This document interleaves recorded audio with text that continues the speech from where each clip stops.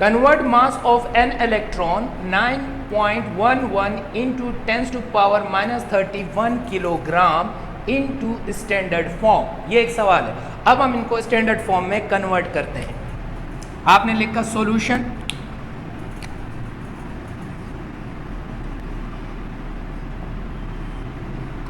मास क्या है 9.11 into 10⁻31 kg। Sign minus का है, सही है। तो ये जो पॉइंट है ये आगे की तरफ आएगा, सही। जैसे इस पॉइंट को हम एक डिजिट से आगे लाते हैं तो ये 0.911 इंटू 10⁻30 हो जाएगा। जैसे ही आप मज़ीद आगे लेके आते हैं तो ये हो जाएगा 0.0911 इंटू 10⁻29 हो जाएगा। अगर हम इसको मज़ीद आगे करते हैं, पॉइंट को मज़ीद आगे लेके जाते हैं 0.00911 इंटू 10⁻28।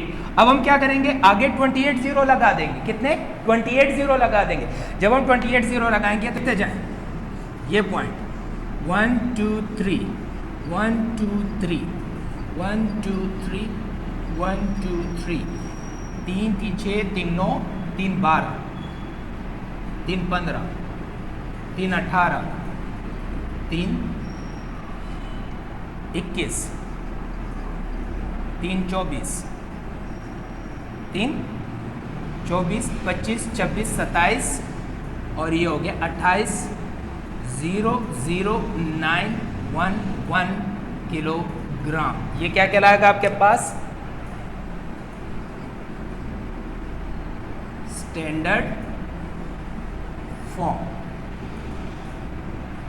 समझ में आई बात, सही है। अब आप अगर सारे जीरो गिनेंगे तो आपके पास क्लियर हो जाएगा। तो इसको हमने कन्वर्ट किया इस तरीके से। मैंने यहाँ पे आपको तरीका बताया, इसी तरह आप आगे जाते जाएंगे, ये पावर कम से कम होती जाएगी तो एंड में आपके पास ये जीरो आ जाएंगे। तो अब अगर आप यहाँ से गिनना शुरू करते हैं तो ये 31 होते हैं। 1 2 3 4 5 6 7 8 9 10 11 12 13 14 15 16 17 18 19 20 21 22 23 24 25 26 27 28 29 30 31।